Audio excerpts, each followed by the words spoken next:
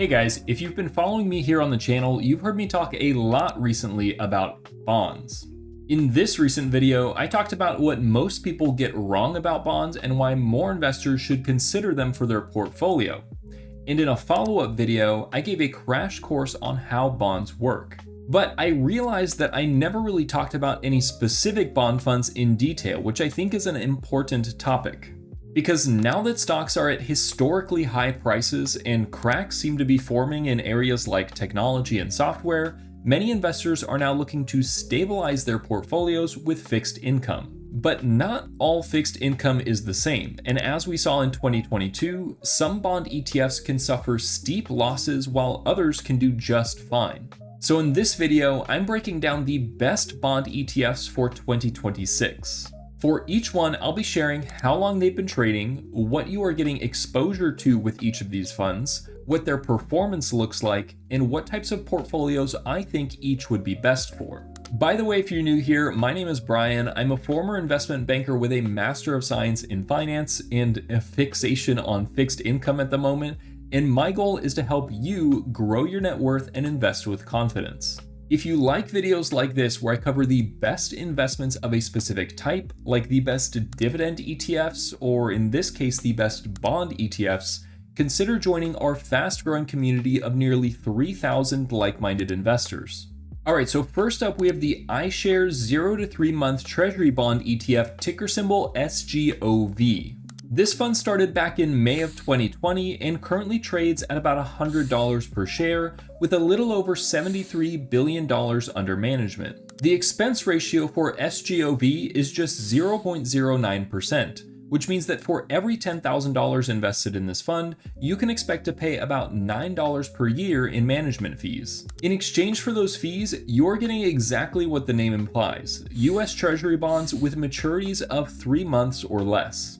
This results in an effective duration for SGOV of just 0.12 years. If you're unfamiliar with duration, I explain it in more detail in this video, and I'll have a further detailed video coming out soon, but all you need to know for this video is that duration represents sensitivity to interest rates. Specifically, when rates go down, bond prices go up and vice versa. This means that with SGOV, you're getting a consistent return whether rates go up or down. However, you are getting a lower return compared to the other funds on this list in exchange for that reduced volatility. To put those returns into context, SGOV has returned 4.24% over the last year, 3.2% over the last 5 years, and 2.9% since its inception in 2020. When it comes to fitting SGOV into a portfolio, this ETF would be best for investors who expect interest rates to go up in the near term. For example, if you think we could see a repeat of 2022 with inflation spiking and in turn interest rates starting to rise again,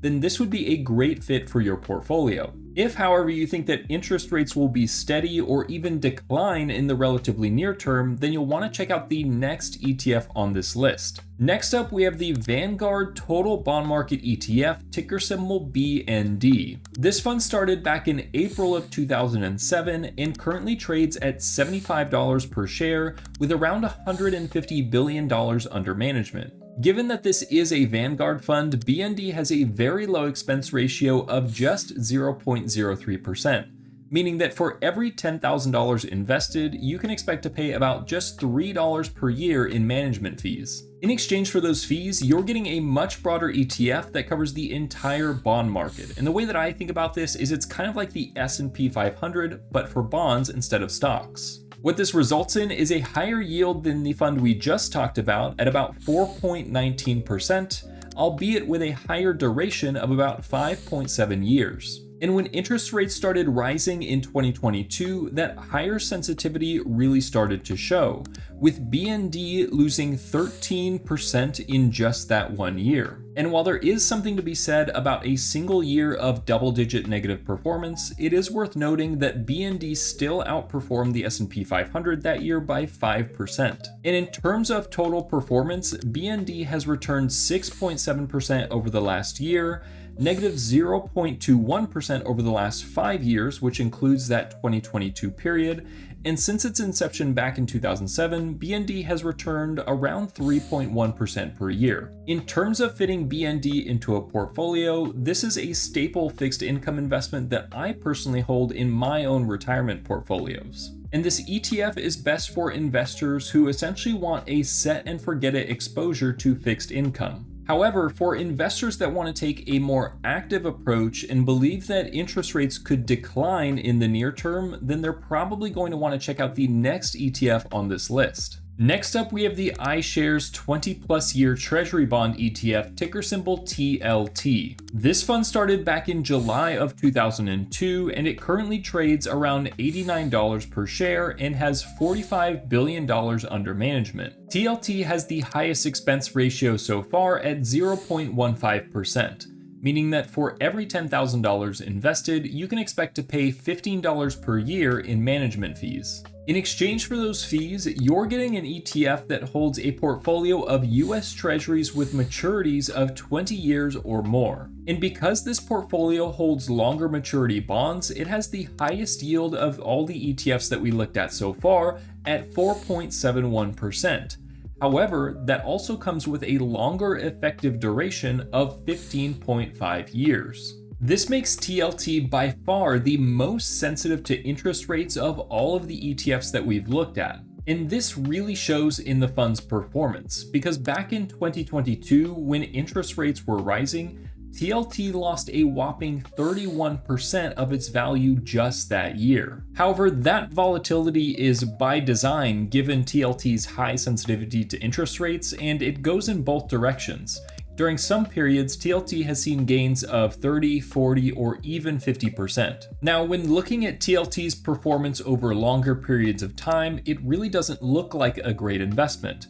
For example, over the last 5 years, it's had a negative 8.3% return per year, and since its inception, its return has only been about 3.72% per year. However, when it comes to considering TLT for a portfolio, that's where I believe, in my opinion, TLT is not meant to be a long-term position.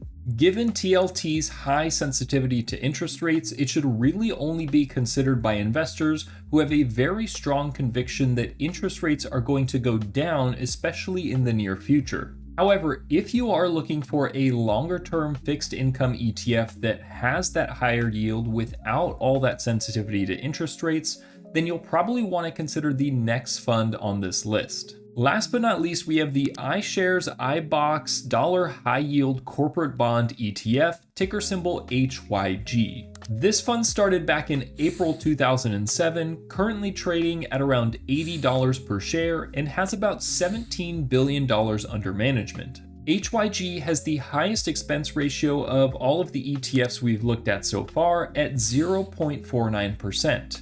Which means that for every $10,000 invested in this fund, you can expect to pay about $49 per year in management fees. In exchange for those fees, you're getting an ETF that tracks the performance of a portfolio of US dollar denominated high yield corporate bonds. This results in a very attractive yield of 6.04%, along with a very low effective duration of 2.79 years. This means that HYG has relatively low sensitivity to interest rates. However, that does not mean that this ETF is without its risks. You see, in order to generate that higher yield, this ETF invests in bonds from companies with lower credit ratings. Now, just because a company has a lower credit rating doesn't mean it's necessarily a bad company. It just doesn't have as strong of a cash position as something like, say, an Apple or a Microsoft or a Berkshire Hathaway. And because this fund is diversified with over 1,000 holdings across every industry in the market, it has led to very strong long-term gains.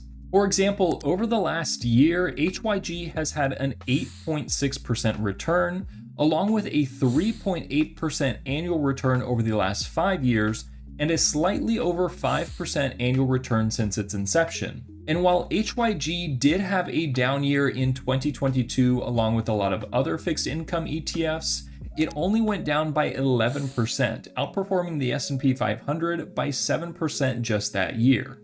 Now, in terms of fitting HYG into a portfolio, I think it would be appropriate for investors who are willing to take on a little bit more risk in exchange for a higher return. And where HYG will really shine is in an environment where interest rates are near historic lows and the economy is in a very stable position. However, if there's a downturn in the economy and default rates start to pick up in these smaller, higher risk companies, then HYG is not where you're going to want to be. But the way I like to think about it is that if BND is like the S&P 500, then HYG is a little more like the NASDAQ 100.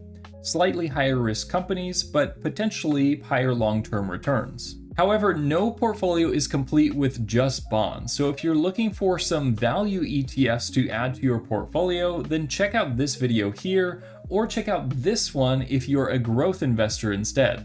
Anyways, that's it for today's video. Thanks for watching, and I'll see you in the next one.